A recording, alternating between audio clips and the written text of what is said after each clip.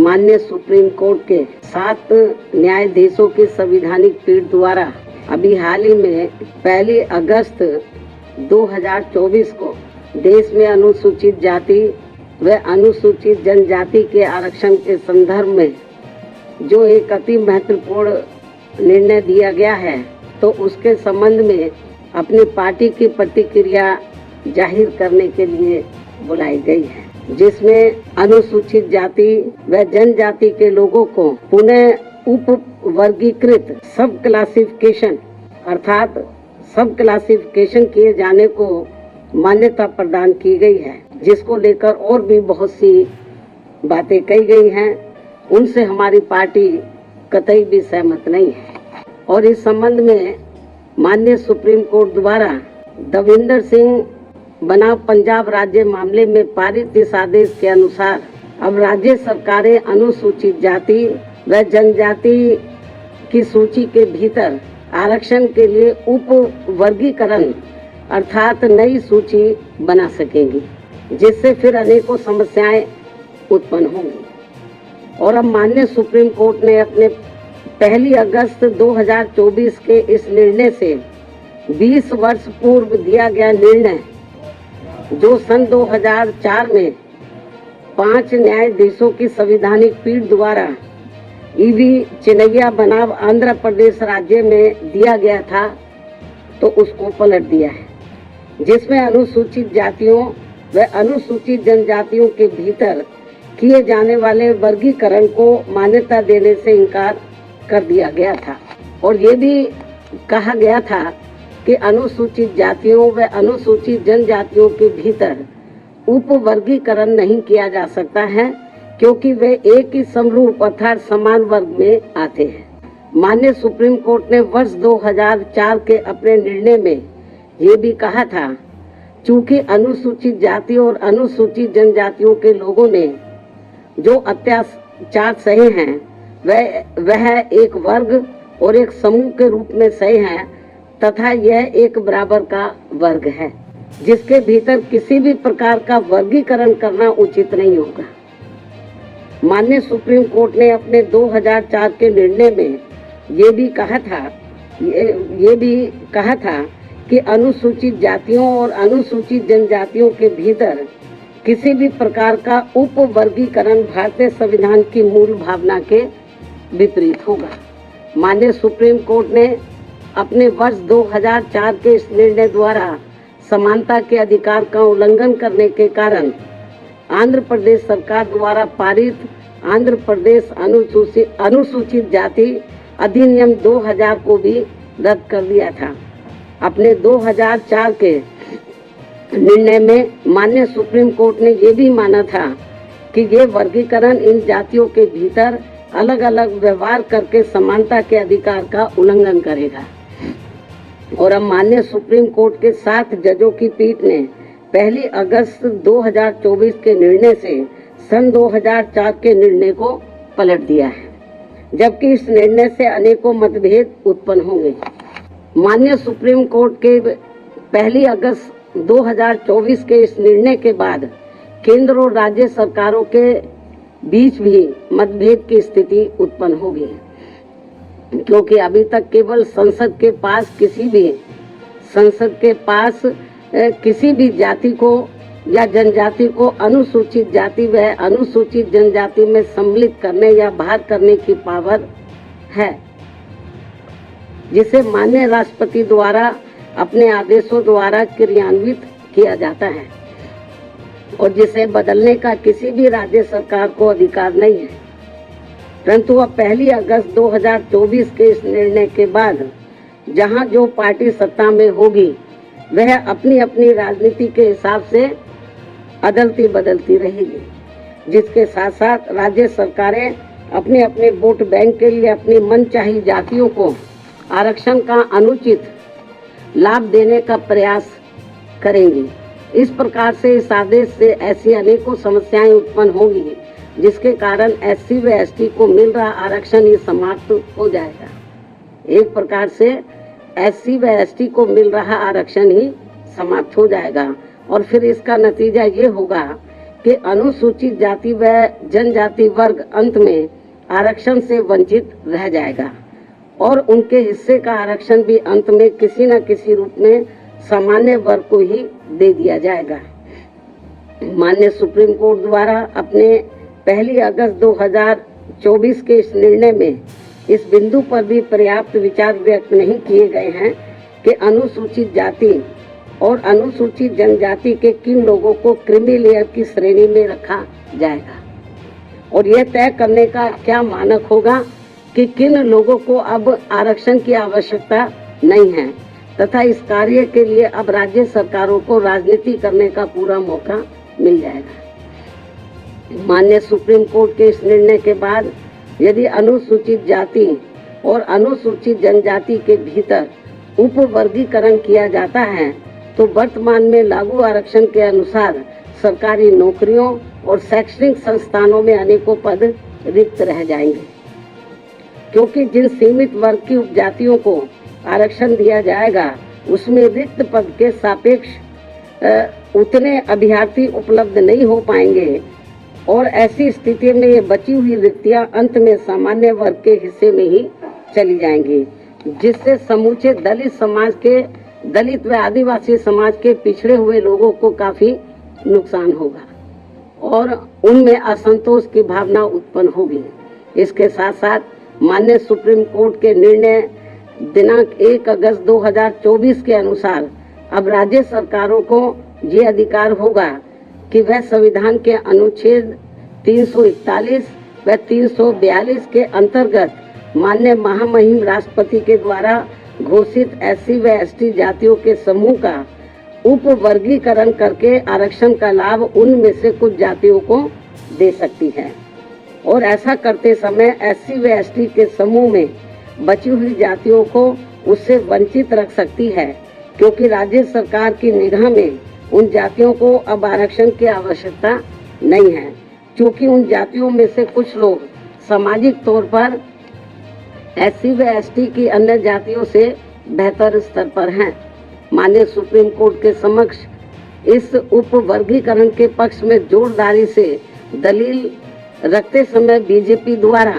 केंद्र शासित सरकार के attorney general, solicitor general, Punjab में आम आदमी पार्टी की सरकार के महाअधिवक्ता, हरियाणा एवं चंडीगढ़ की ओर से अधिवक्ताओं द्वारा ये महत्वपूर्ण तथ्य नहीं रखा गया कि वर्गीकरण के तहत जिन जातियों को लाभ से वंचित कर दिया जाएगा उन जातियों में अभी भी लाखों व्यक्ति ऐसे होंगे जिनको आरक्षण का लाभ नहीं मिल पाया है और अब उन्हें अनुच्छेद 341 एवं 342 के तहत SC व ST वर्ग के समूह में होते हुए भी हमेशा के लिए आरक्षण से वंचित रहना पड़ेगा, जो कि किसी भी प्रकार से न्याय संगत व उचित नहीं होगा तथा पूर्ण रूप से असंवैधानिक भी होगा तथा ये सभी उप वर्गीकरण वाली जातियां आपस में ही कोर्ट कचहरी अदालतों में वर्षों तक लड़ते रहेंगे और अंत में ये सभी लोग फिर आरक्षण से वंचित रह जाएंगे। साथ ही माननीय सुप्रीम कोर्ट के समक्ष दविंदर सिंह बनाम पंजाब राज्य मामले में सुनवाई के दौरान केंद्र के वकीलों और राज्य सरकार की तरफ से भी सत्ताधारी दल के वकीलों ने ही अपना पक्ष रखा है, परंतु माननीय सुप्रीम कोर्ट के 1 अगस्त 2024 के आए निर्णय के बाद अब तक इन सरकारों ने अपना पक्ष स्पष्ट नहीं किया है, जिससे अनुसूचित जाति और अनुसूचित जनजाति के लोगों में माननीय सुप्रीम कोर्ट के निर्णय को लेकर काफी भ्रांति की स्थिति बनी हुई है। माननीय सुप्रीम कोर्ट के समक्ष सुनवाई के दौरान समाजवादी पार्टी के वरिष्ठ राज्यसभा सांसद, जो कि वरिष्ठ अधिवक्ता भी हैं, तथा इनके साथ साथ बीजेपी ने केंद्र में अपनी सरकार की ओर से माननीय अटॉर्नी जनरल व सॉलिसिटर जनरल तथा कुछ राज्य सरकारों के वकीलों द्वारा, उसमें भी खासकर आम आदमी पार्टी की पंजाब सरकार की ओर से पंजाब के एडवोकेट जनरल, हरियाणा एवं चंडीगढ़ में बीजेपी की ओर से उनके वकीलों द्वारा उप वर्गीकरण के पक्ष में तथ्यों को तोड़ मरोड़ कर प्रस्तुत करते हुए बाबा साहब डॉक्टर भीमराव अम्बेडकर द्वारा संविधान सभा में लंबे विचार विमर्श के बाद बनाए गए आरक्षण के सिद्धांतों के साथ छेड़छाड़ करने का कार्य किया गया है, जो कि आरक्षण को पूरी तरह समाप्त करने की मानसिकता के साथ उठाया गया ये गंभीर कदम है। साथ ही माननीय सुप्रीम कोर्ट के 1 अगस्त 2024 के दिए गए निर्णय के बाद अनुसूचित जाति और जनजाति के लोगों के भीतर आपसी द्वेष की भावना बढ़ेगी और समाज में विभाजन की भावना को और अधिक बढ़ावा मिलेगा, जो कि राष्ट्र की एकता और अखंडता पर करारा प्रहार करने जैसा होगा। जबकि अनुसूचित जाति व जनजाति कोई साधारण जाति नहीं है, ये केवल भारतीय संविधान के अनुच्छेद 341 व 342 की अधिसूचना के जरिए अस्तित्व में आई है और यह अनुसूचित जातियों व जनजातियों का एक मिश्रण है और एक बार अधिसूचित होने के बाद फिर यह एक समरूप समूह बन जाता है। साथ ही राज्यों के द्वारा ये उप वर्गीकरण अनुच्छेद 341 एवं 342 के तहत राष्ट्रपति जी की अधिसूचना का उल्लंघन होने के साथ साथ ये पूर्ण रूप से असंवैधानिक भी होगा, क्योंकि कोई भी राज्य सरकार राष्ट्रपति की पावर को खत्म नहीं कर सकता है, क्योंकि ये संविधान के अनुच्छेद 341 भाग 2 एवं 342 का उल्लंघन होगा। और इससे हमेशा ये खतरा बना रहेगा कि अनुसूचित जाति व जनजाति को दिया जाने वाला आरक्षण कब खत्म हो जाएगा, जबकि अनुसूचित जाति व जनजाति समुदाय के लोगों का वर्गीकरण का एकमात्र मूलभूत आधार सामाजिक गैर बराबरी अर्थात छुआछूत व जात पात रहा है। ऐतिहासिक तौर पर सामाजिक गैर बराबरी की वजह से ही आरक्षण दिया गया है, तो ऐसे में जाति के आधार पर प्रताड़ना झेलने वाले समुदाय के बीच आरक्षण का बंटवारा करना ये पूर्ण रूप से अनुचित, असंवैधानिक व गलत है, क्योंकि दलितों व आदिवासियों के लिए आरक्षण का उद्देश्य जात पात व छुआछूत की बुराइयों को दूर करना था। साथ ही दिनांक 1 अगस्त 2024 के माननीय सुप्रीम कोर्ट के निर्णय अनुसार अब राज्य सरकारें अनुसूचित जाति व जनजाति का उप वर्गीकरण कर सकते हैं, जो कि असंवैधानिक है एवं उचित नहीं है। इतना ही नहीं बल्कि अनुसूचित जाति एवं जनजाति समुदाय का यह उप वर्गीकरण, जिसे माननीय सुप्रीम कोर्ट ने अनुमति दे दी है, इसे अब राजनीतिक दलों द्वारा राजनीतिक हथियार के रूप में उपयोग किया जाएगा। जहां एक तरफ राजनीतिक दल अपने राजनीतिक उद्देश्यों को पूरा करने के लिए कुछ अनुसूचित जाति व जनजाति वर्गों को हाशिए पर धकेल देंगे और उनके लिए पक्षपात का माहौल बनाकर अपना उद्देश्य पूरा करेंगे, तो वहीं दूसरी तरफ अनुसूचित जाति एवं जनजाति के इस उप वर्गीकरण के कारण काफी पद रिक्त रह जाएंगे और आगे चलकर फिर उन पदों के अनारक्षित श्रेणी में तब्दीली हो जाने की प्रबल संभावनाएं होंगी। अतः जिस मुख्य उद्देश्य के लिए परम पूज्य बाबा साहब डॉक्टर भीमराव अंबेडकर ने संविधान के तहत अनुसूचित जाति एवं जनजाति वर्ग को आरक्षण दिया था, उसे अब एक प्रकार से प्रभावहीन बना दिया जाएगा, अर्थात खत्म कर दिया जाएगा। वैसे भी खासकर बीजेपी, कांग्रेस व समाजवादी पार्टी आदि हमेशा से ही एससी व एसटी वर्गों को मिल रहे आरक्षण के विरुद्ध रहे हैं और इसलिए इनके वकीलों ने उप वर्गीकरण की काफी जोरदारी से कोर्ट के सामने अपनी दलीलें भी रखी हैं और इसे खत्म करने की सिफारिश में ये पार्टियां हमेशा प्रयासरत रहती हैं। समाजवादी पार्टी ने तो संसद के भीतर ही पदोन्नति में आरक्षण संबंधी बिल को ही बीजेपी और कांग्रेस की मिली भगत से फाड़ दिया था, जिसे आज तक केंद्र सरकार संसद में दोबारा नहीं ला सकी है, जिसकी वजह से माननीय सुप्रीम कोर्ट के नागराज के निर्णय के तहत आज तक एससी व एसटी कर्मचारियों को पदोन्नति में आरक्षण संबंधी लाभ से वंचित रहना पड़ रहा है तथा अब इसी प्रकार से इस नए निर्णय दिनांक 1 अगस्त 2024 के तहत अंत में हमेशा के लिए ही इन वर्गों को आरक्षण से वंचित कर दिया जाएगा और इससे फिर बीजेपी, कांग्रेस व समाजवादी पार्टी आदि को आरक्षण खत्म करने के लिए इन्हें संविधान बदलने की भी जरूरत नहीं पड़ेगी। और यही कारण है कि इन पार्टियों ने केंद्र सरकार व राज्य सरकारों की तरफ से उचित पैरवी भी नहीं की है और काफी कुछ उप वर्गीकरण के पक्ष में दलीलें रखी हैं, जिससे कि मौजूदा चल रहे आरक्षण के विरुद्ध निर्णय आए। और यदि बीजेपी के एनडीए व इंडिया अलायंस की सभी पार्टियों की नीयत ठीक होती और वो एससी व एसटी को मिल रहे आरक्षण में छेड़छाड़ आदि करके उसे खत्म नहीं करना चाहते, तो फिर मेरी इन सभी पार्टियों से ये अपील है कि ये सभी पार्टियां इस विषय पर, इस मुद्दे पर देश के समूचे एससी व एसटी समाज के समक्ष अपना पक्ष स्पष्ट करें और इसी चल रहे संसद सत्र में संविधान में उचित संशोधन लाकर ये स्पष्ट करें कि अनुच्छेद 341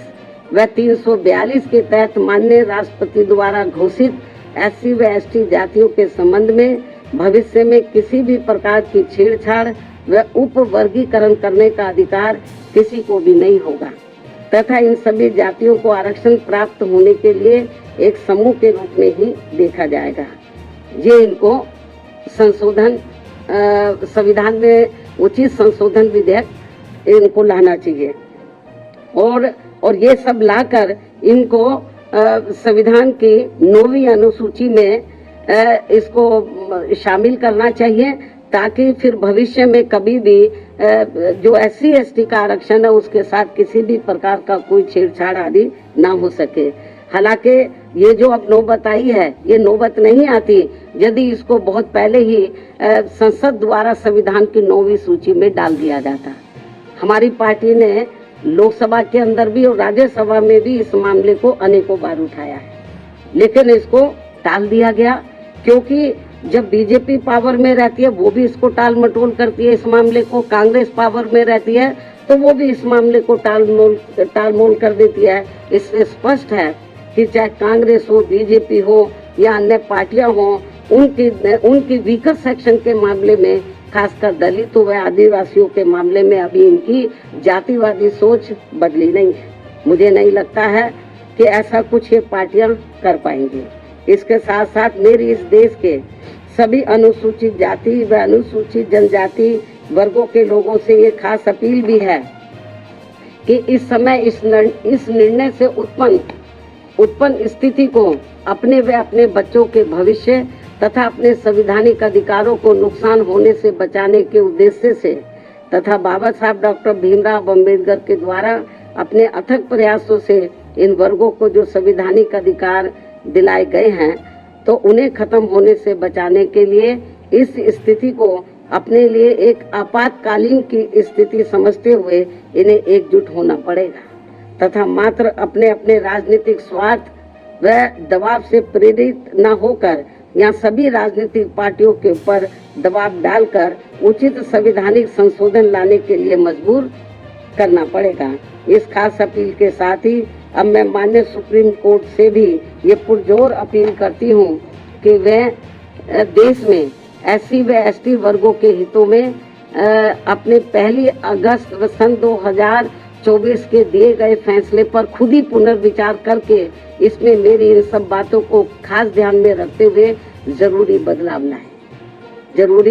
बदलाव लाए, तब्दीली लाए, वरना इन वर्गों में से आरक्षण के पात्र लोगों को बड़ा भारी नुकसान हो जाएगा। इस खास अपील के साथ ही अब मैं अपनी बात यही समाप्त करती हूँ। धन्यवाद। जय भीम व जय भारत। आज हम आपके लिए लेकर आए हैं बहुजन समाज की एक ऐसी किताब, कहीं हम भूल ना जाएं, एक ऐसी ऐतिहासिक किताब है जिसके अंदर आपको ऑडियो वीडियो देखने को मिलना है। ये पहली बहुजन समाज की ऐतिहासिक किताब है जिसके अंदर आप वीडियो भी देख सकते हैं। अब किताब के अंदर कैसे वीडियो देख सकते हैं ये मैं आपको पहले दिखा दूं। आइए तो हम देखते हैं। सबसे पहले आपने करना ये काम है कि किसी भी पेज पर मोबाइल द्वारा आप गूगल पे जाएंगे और गूगल पे जाने के बाद आपको कैमरे का निशान नजर आता है। इस कैमरे पे आप क्लिक करेंगे तो ये QR कोड को स्कैन कर लेगा। स्कैन करने के बाद यहाँ पर आप देखेंगे ये लिंक आ गया। आप जैसे लिंक पर क्लिक करेंगे आपकी वीडियो चालू हो जाएगी, यानी कि आपको एक सटीक जानकारी मिलने वाली है, एक ऑथेंटिक जानकारी मिलने वाली है। बहुजन समाज की पहली ऐतिहासिक किताब है जिसके अंदर आपको तमाम महापुरुषों की जानकारी मिलने वाली है। आप इस किताब में देख पाएंगे तथागत सम्यक बुद्ध जिनकी पूरी जीवनी आपको मिलने वाली है, महान सम्राट अशोक जिनका जीवनी आपको इसके अंदर पूरी मिलने वाली है, संत कबीर दास, संत शिरोमणि गुरु रविदास, सम्राट मीर भोज जिन्होंने इतिहास रचने का काम किया, गुरु घासीदास बाबा, वीरांगना झलकारी बाई, वीरांगना उदा देवी पासी, नागेली वीरांगना की कहानी, एकलव्य जिसका अंगूठा काट लिया था धोखे से, चोखा मेला हरिचंद ठाकुर, ज्ञानदीप छत्रपति शाहूजी महाराज, बिरसा मुंडा, ज्योतिबा फूले, माता सावित्रीबाई फूले, फातिमा शेख, ईवी रामास्वामी, स्वामी अच्युतानंद, बाबा साहब डॉक्टर BR अम्बेडकर जिनका मूल ग्रंथ आपको इसमें छोटी सी किताब में मिलने वाला है। आप ऑडियो भी देख सकते हैं, वीडियो भी देख सकते हैं। माता रमाबाई, मोतिया रावण कंगाली, सरदार उधम सिंह, ललई सिंह यादव, दशरथ मांझी, शिव दयाल सिंह चौरसिया, कपूरी ठाकुर, भवरी देवी, मान्यवर काशीराम साहब जिन्होंने इतिहास को दोबारा दोहराने का काम किया था, वीरांगना फूलन देवी, बहन कुमारी मायावती, संकल्प भूमि और पूना पैक्ट। बहुजन समाज का एक मूल ग्रंथ यह आपके पास आ गया है और आप इसको बिल्कुल भी देरी ना करें। तो साथियों, अगर आप ये किताब मंगाना चाहते हैं तो डिस्क्रिप्शन बॉक्स में जो आप नंबर देख रहे हैं इस नंबर पर आप हमें अपना ऑर्डर बुक करा सकते हैं। कितनी किताब आपको चाहिए? यदि आप चाहते हैं कि यह किताब पूरे भारतवर्ष में घर घर नजर आए तो आप इस वीडियो को ज़्यादा से ज़्यादा शेयर करें, लाइक करें, शेयर करें, अपने कमेंट हमारे सुझाव बॉक्स में ज़रूर दें और किताब को अपने घर पे मंगाना बिल्कुल भी ना भूलें। अगर आपने अभी तक हमारा चैनल सब्सक्राइब नहीं किया है तो सब्सक्राइब करें और घंटी का बटन बिल्कुल भी दबाना ना भूलें ताकि सभी लेटेस्ट खबरें पहुंच सकें आप पे सबसे पहले।